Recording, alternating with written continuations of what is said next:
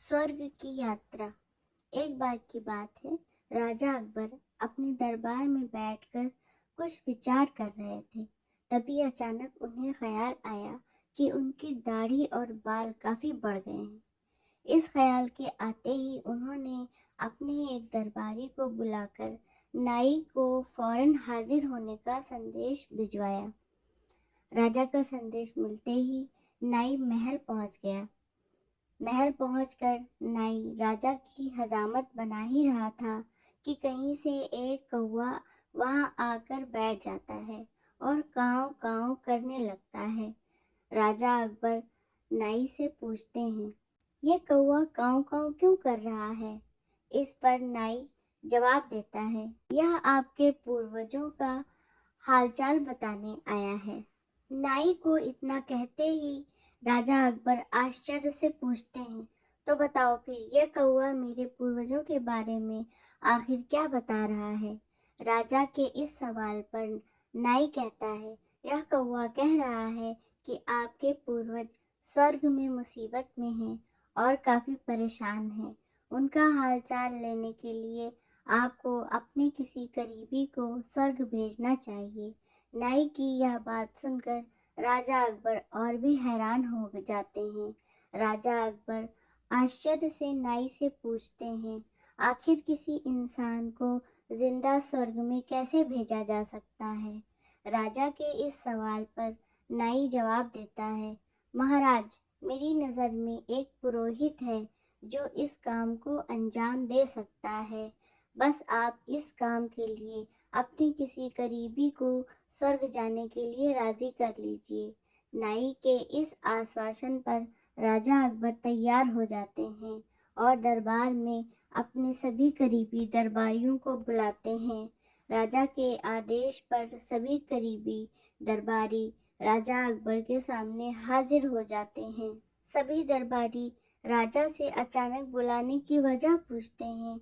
इस पर राजा उन्हें नाई के साथ हुई सारी बात सुनाते हैं। राजा की बात सुनकर सभी दरबारी एक मत में बीरबल का नाम आगे रखते हैं। दरबारी कहते हैं कि स्वर्ग जाकर पूर्वजों का हाल चाल लेने के लिए बीरबल से उचित व्यक्ति और कोई नहीं हो सकता, क्योंकि बीरबल हम सब में सबसे ज्यादा बुद्धिमान और चतुर हैं।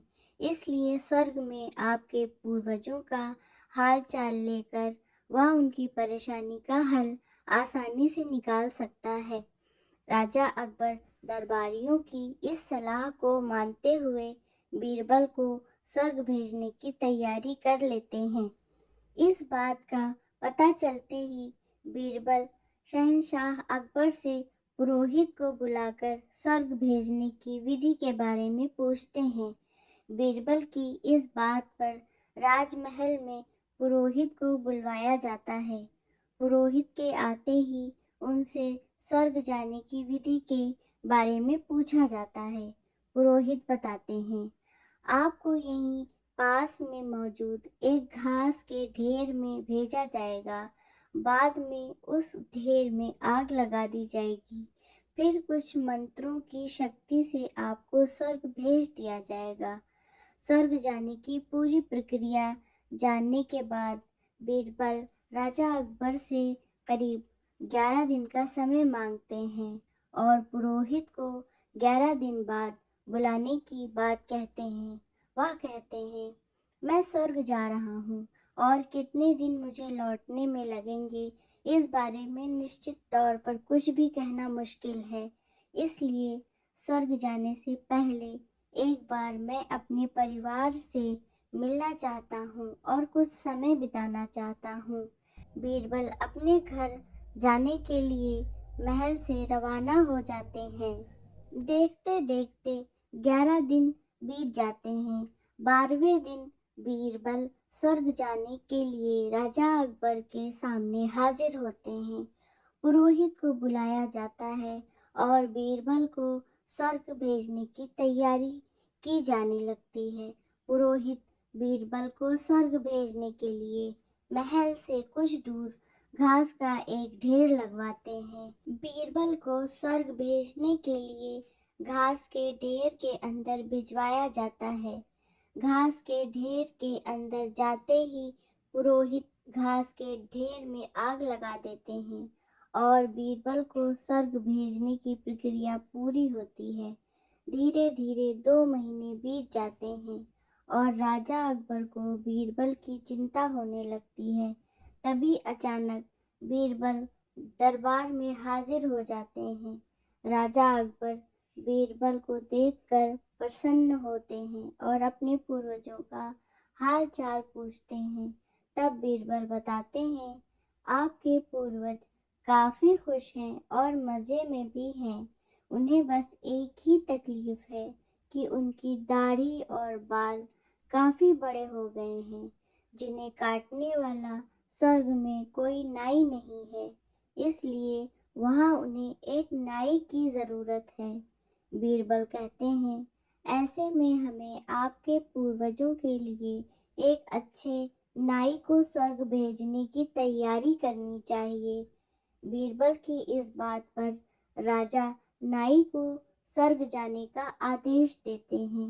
राजा का आदेश सुनकर नाई घबरा जाता है और राजा के पैरों में गिरकर माफी मांगने लगता है। नाई राजा से कहता है कि यह सब कुछ उसने वजीर अब्दुल्ला के कहने पर किया था। ये सब उन्हीं की साजिश थी ताकि वह बीरबल को अपने रास्ते से हटा सकें। अब राजा अकबर के सामने सारी सच्चाई आ चुकी थी। यह सब जानने के बाद राजा अकबर ने वजीर अब्दुल्ला और उनके साथियों को दंड देने का आदेश दिया। अंत में राजा अकबर बीरबल से पूछते हैं, तुम्हें इस सच्चाई का पता कैसे चला और तुम घास के ढेर में आग लगने के बाद कैसे बच गए? तब बीरबल जवाब देते हैं, आग के ढेर में जाने की बात सुनकर मुझे इस साजिश का अंदाजा हो गया था।